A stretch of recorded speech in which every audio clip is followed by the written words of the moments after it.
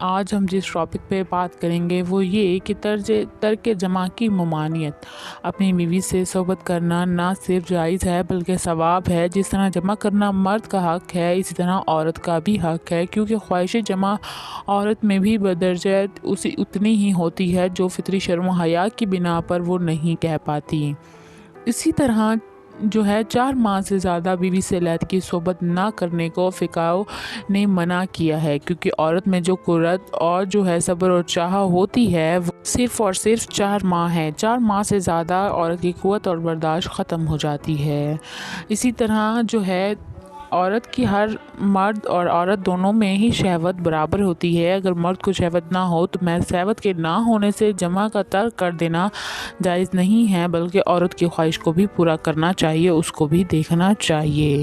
اس طرح اگر عورت اپنے شوہر کے 4 ماہ سے زائد عرصہ تک دور رہنے پر راضی ہو جائے تو 4 ماہ سے زیادہ علیحدگی میں کوئی مضائقہ نہیں ہے۔ عورت کی خواہش کو بھی پورا کرنا چاہیے، اس کو بھی دیکھنا چاہیے۔